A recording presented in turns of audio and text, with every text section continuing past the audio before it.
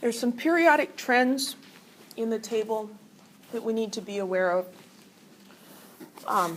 Characteristics of the different elements that we can predict just by looking at the periodic table. One of those trends is atomic size.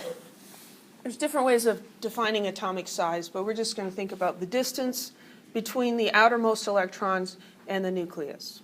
So how big is the atom? Well, as we go across a period from left to right, atomic size decreases. That one is hard to understand.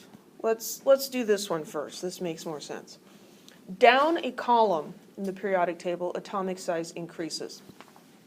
Do I have a periodic table? Well, that'll work. So let's look at this. Here's hydrogen, lithium, sodium. As we're going down in a group, the valence electrons here are in shell 1. And here, 2, 3, 4. What did we say about the distance from the principal energy level or principal shell from the nucleus? As the number increases, it gets bigger, right? So as this number, the row number increases, these levels that the electrons are in get farther and farther from the nucleus. So it makes sense that these atoms get bigger. It also makes sense just from sheer number of particles. I mean, if we look at hydrogen, it has 1 proton and 1 electron. Cesium has 55 protons and 55 electrons. Not even knowing very much about chemistry, which one would be bigger? The one with 55, right? It just makes sense. You've got more stuff in there. So that trend is generally not a problem. The one that kind of boggles the mind is this one, that as we go across, they get smaller. That's counterintuitive. That's the opposite of what we expect. There's a reason, though. So let's look at lithium to neon. The valence electrons here are in what level? 2.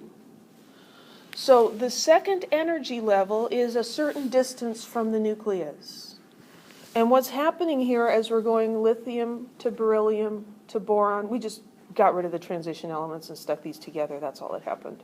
Beryllium, boron, carbon, nitrogen. The electrons are going into the same level. They're going onto the same floor of the hotel. So another way to think of atomic size is how far up in the hotel are the highest electrons staying? Are they on the 6th floor? Are they on the 2nd floor?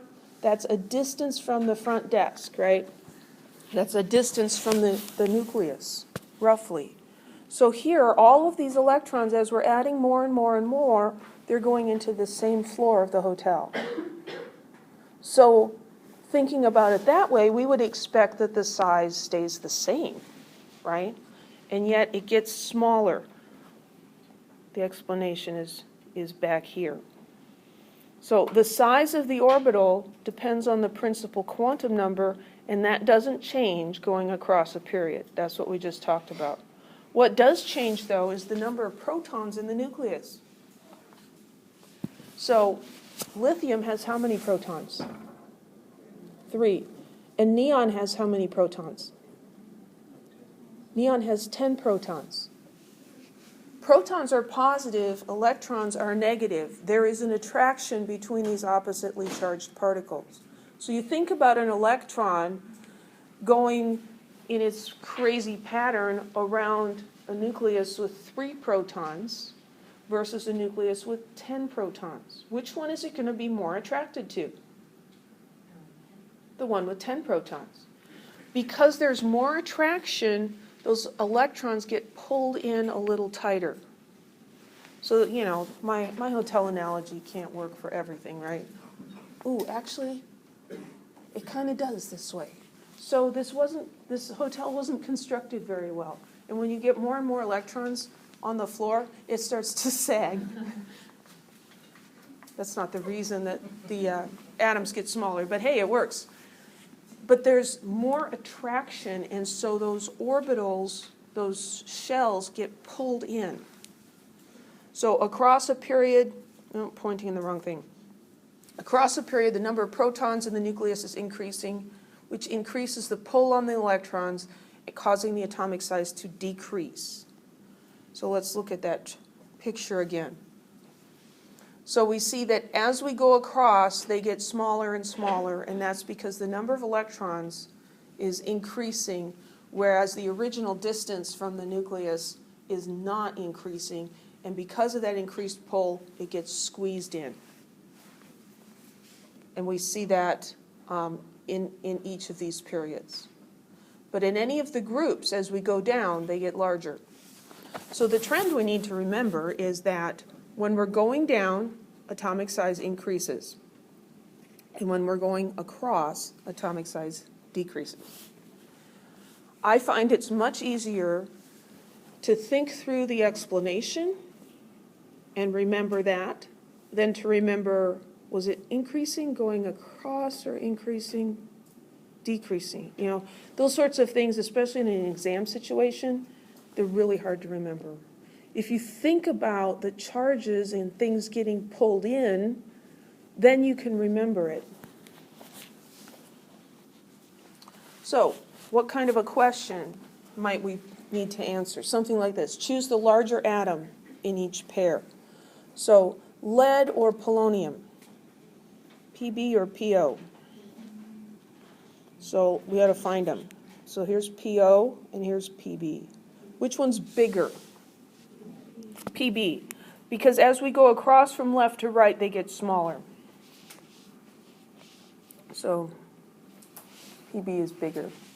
Is that visible at all? Not much. That's the bigger one. Okay, how about rubidium or sodium? So here's rubidium and here's sodium. That's the trend going down. That one's pretty easy to remember. So rubidium is bigger. Tin or bismuth? So here's tin and here's bismuth. Now we've got a diagonal thing going on here. This gets a little trickier. Look at both of the trends. So if we're doing the trend going across, we would expect tin to be larger than bismuth, right? But if we're going the trend going down, we expect bismuth to be larger than tin. So those two trends are contradicting here. This is a question I would not ask you on an exam because it's too subtle. So, like if this was a worksheet problem or something, there are two answers I would accept. I would accept bismuth is larger, or that we can't tell from the periodic table. The reason I would predict bismuth to be larger is that the trend going down is more important than the trend going across. Going down, getting a new level out, causes a larger change in radius than the pulling in of the electrons. But I'd call that a wash. Can't tell. How about fluorine and selenium? Again, we've got a diagonal thing. They're not both in the same row or the same column. Going across, we would predict that fluorine is smaller, right? Because it's to the right. And the other trend, increasing going down, predicts that fluorine would be smaller. So this is a diagonal situation where both of the rules give us the same result. And so then we can say that the selenium is bigger. Okay, so those are the sorts of questions that could show up on an exam, except for C. I won't do that to you. Any questions? Another trend is ionization energy. That's the energy needed to remove an electron from an atom in the gas state. Ionization energy increases as you move across, and it increases as you go down.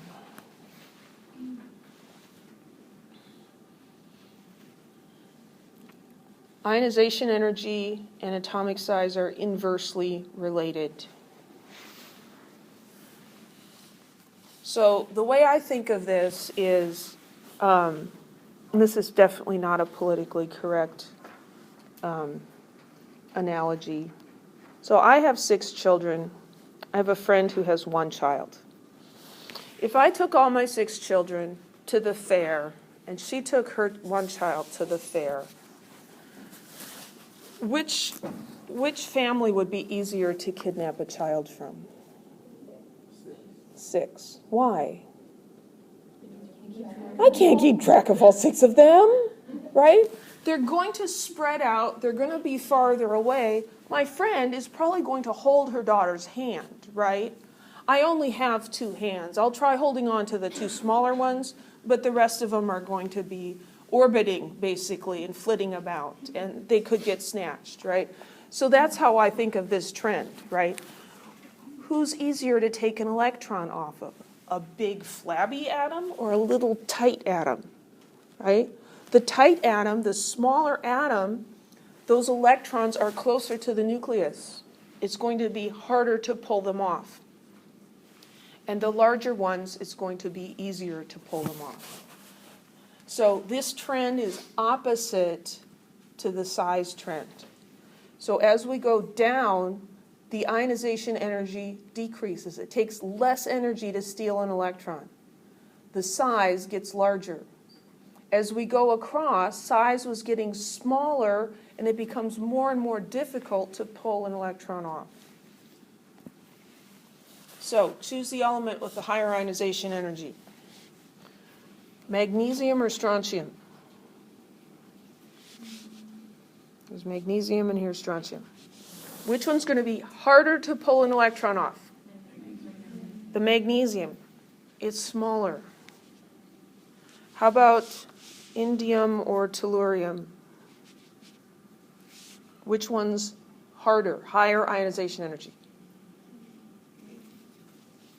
What's the trend as we go across? Does it get larger or smaller, the size of the atom? It gets smaller. The smaller one is harder to pull an electron off. So tellurium. By the way, I've never lost a child at the fair for more than about 5 minutes. Okay. No children were harmed in that analogy. Carbon and phosphorus. That's one of those conflicting trends, right? Going across, we're predicting that phosphorus would be smaller, but going down, we're predicting that carbon would be smaller. So, fluorine or sulfur. That's a diagonal situation, but they reinforce. So going across this way, fluorine is smaller. Coming down this way, fluorine is smaller. Smaller atom is harder to take an electron from. A smaller family is harder to kidnap a child from than a really big family. I am all for craziness in analogies, because the crazier it is, the more likely you are to remember it. Metallic character.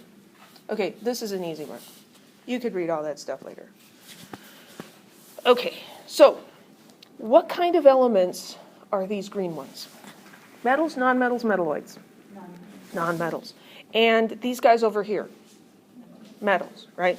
So let's look, let me pick a color that we can see on this chart, maybe red.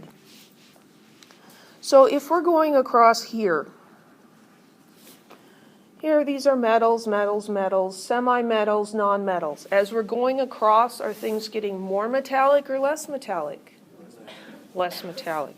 And if we go down this way, non-metal, semi-metal, metal, things getting more metallic, less metallic? More metallic, right? So that one should be easy. Which is more metallic, tin or tellurium? There's tin, and tellurium's over here. The tin, right? Because tellurium's actually a semi-metal. Let's see, I need a different color. I decided I really don't like these black backgrounds. It makes things too difficult. Silicon or tin. Here's silicon, here's tin. Tin is more metallic. How about bromine or tellurium? Te. Te is a semimetal, bromine's a nonmetal. The semimetal is more metallic. Selenium or iodine? Here's selenium, here's iodine. It's hard to predict, right? Because they're both 1 over from the semimetals, and we've got those conflicting trends. Here's selenium, and as we go down, things become more metallic. So we'd say, well, then the iodine is more metallic. But as we go across, things become less metallic. And so the trends are conflicting. And so I'd say too hard to answer. Any questions? Well, that took forever, but there we go. That's the end of chapter 9.